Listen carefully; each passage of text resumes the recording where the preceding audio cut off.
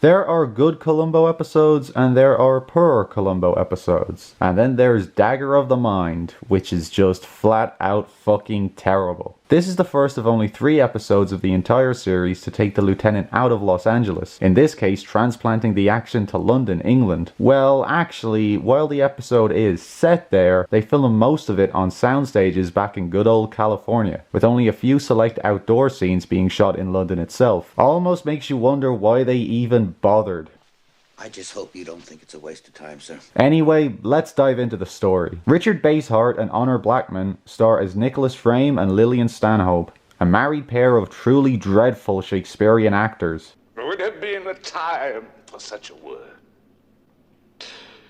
Tomorrow, then tomorrow, and tomorrow. It'll be tomorrow if you don't get a move on. They're about to debut their version of Macbeth at the Royal Court Theatre, but are confronted by their producer and the play's main benefactor, Sir Roger Havisham. Sir Roger's played by John Williams. No, not that John Williams, but an actor who appeared in films such as Alfred Hitchcock's Dial M for Murder, playing a somewhat Columbo-esque police inspector in his own right. That movie also had Ray Milland in it, and I highly recommend it to Columbo fans who haven't seen it, as it also makes use of the inverted mystery format. God, I'm getting distracted already and I haven't even explained the murder yet. Truly anything else is more interesting than talking about Dagger of the Mind. So, why is Sir Roger so pissed off? Well, he's just found out that the thespian couple has manipulated him into bankrolling their production by making him think Lillian was going to have an affair with him. Yeah, good luck with that one, mate. A struggle ensues and Lillian lobs a fatally projectile jar of cold cream at his head, putting an end to his lordship's rants.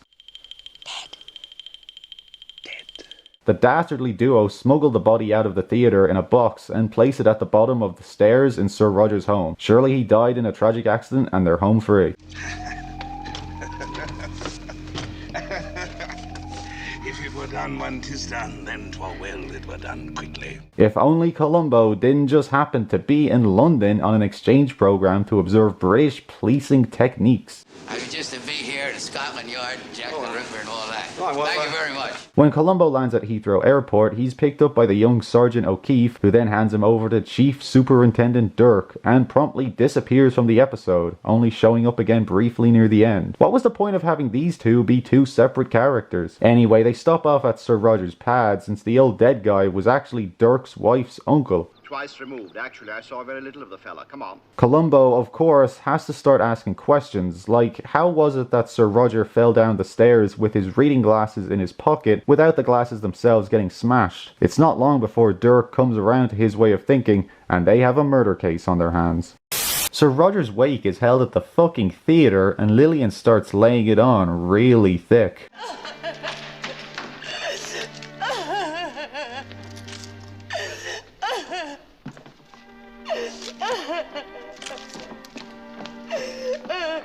Then Columbo shows up and acts wildly inappropriately by asking her if she could get him tickets to see Macbeth. There's a time and a place, Lieutenant. No, we don't do that sort of thing. Really, pull yourself together, huh? It's here that Columbo learns from the stage doorman, apparently played by Joe Pasquale. Oh, sir. That's most especially gracious. That's what I put. Why Rockford? Because he lived on a beachfront trailer.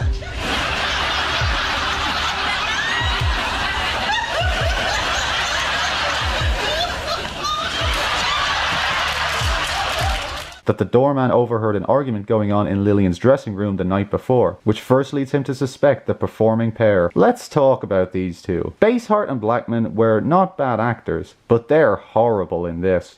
Oh, a nerve. Not only is their Shakespeare offensively bad, And all our yesterdays have lighted fools the way to dusty death. but this showy, over-the-top theatricality spills over into the rest of their performance even when they're not on the stage, like this bizarre scene where they read reviews of their play while sipping on champagne. Oh, listen to this. Regretfully, though, Mr. Nicholas Frame's still glorious voice was in charge of the evening, charging in various noble directions. I thought I'd hidden that one. Basehart is particularly bad, dialed up to 11 at all times. It's some nasty idea that poor old Roger must have been lured into town last night by Macbeth himself, perhaps. And in case this sounds like it might make the episode fun, it doesn't. It's cringy more than anything. Oh, no. The characters aren't very likable, but not in an entertaining way like Ray Milland or Robert Culp were in the last two episodes. What? Huh? God, at this point I miss Eddie Albert. And despite being yet another accursed long episode, being 98 minutes in length, the villains share hardly any screen time with Columbo himself, meaning Dagger is lacking the typical banter, the classic back and forth between Columbo and whoever he's chasing. But the problems don't stop there. Oh no. God, why would they? Due to this episode being extra long, we get even more padding. Yay! Well, as I always say to the missus, sir, a policeman's lot is not an happy one. The most egregious example of this is an interminable scene of Frame playing darts with the doorman while Lillian waits in the car, all just so Frame can steal the poor bloke's umbrella, which leads to him getting soaked in the rain. Though we do at least get to finally see Columbo's raincoat actually put to good use. The extended runtime wreaks havoc on the episode overall. I mean, it's bad enough already. Why would you prolong the agony? Of all the episodes to make longer, this was a piss poor choice. And there was a lot of talent contributing to Dagger. It's one of only 7 episodes of the entire series that Lincoln Levinson actually wrote for themselves, along with Jackson Gillis, who wrote a total of 11 episodes, becoming the show's most prolific writer. How did this go so wrong? It is a tale told by an idiot. Is there anything good to say about Dagger of the Mind? Well, though gimmicky, the scenes of Peter Falk running around London snapping photos of iconic locations to show to Mrs. Columbo back home is undeniably adorable, and Bernard Fox is quite good as Superintendent Dirk. He and Columbo seem initially quite mismatched as partners, but grow to trust one another and even enjoy each other's company. That's Big Ben, isn't it? Yes. Oh, that's terrific. Thing that old, it's only a minute's smoke. Really? We must put another penny on the governor. Without Dirk's backing, Columbo would never have been able to solve this case. You see, back home we call this the spine of the book, and you know you can break that thing by putting it down upside down like that. Of course, I never knew that. Until I did it to my mother-in-law's cookbook. She almost hit me with a frying pan. I also like Wilfred Hyde White as Tanner, a real English butler in the employ of Sir Roger. Fun fact, despite being a native British actor, Hyde White never set foot on English soil while filming this episode. All of his scenes being shot in Los Angeles because, get this, he was a tax exile from the UK and couldn't go home because he owed the IRS too much money. What an old badass. Tanner actually turns out to be the one who informed Sir Roger that Nick and Lily were having him on. Tanner! And when he realizes that they must have also killed him, he tries to blackmail them into hiring him as their butler? He couldn't have thought of anything else to ask them for? Naturally, they can't just accept his terms, so Frame kills him, making it look like he hung himself. Dirk concludes that Tanner must have killed Sir Roger and then himself when the net started closing in. Hook, line, and sinker.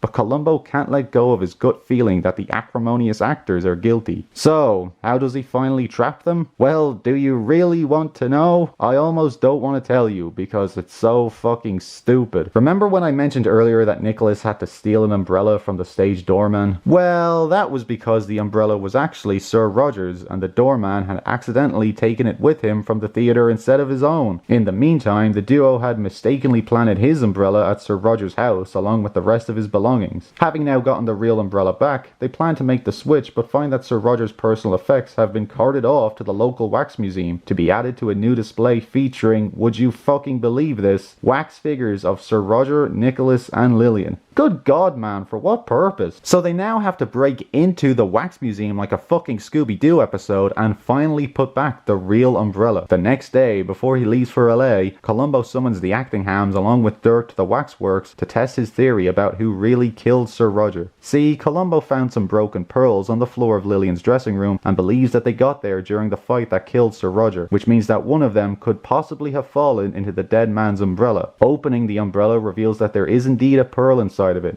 at which point Nicholas finally loses his fucking mind and starts reciting Shakespearean monologues while Lillian breaks down and gives a hysterical, sobbing confession. It is, in a word, embarrassing. Tomorrow.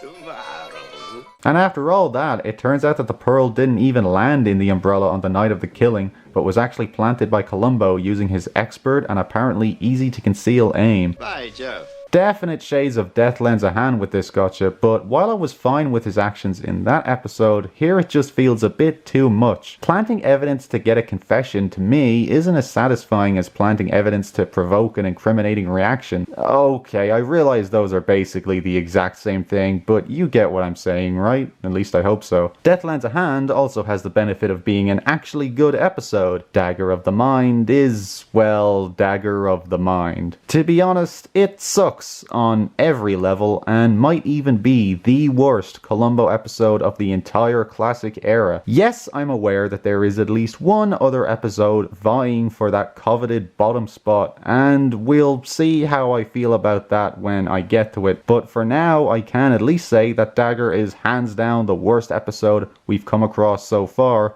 and will stay that way for a few seasons to come. I've now seen this episode twice, first on my initial watch through of the series, and the second time for the purposes of this review. I have to say, I really don't know that I'll ever willingly sit down and suffer through this one again. It's really, really, really bad. But hey, the one good thing about it being such a low point is that we won't encounter anything else quite this bad for a little while yet. So next time it will be back to an actually decent episode. I'm looking forward to washing out the bad taste of this one.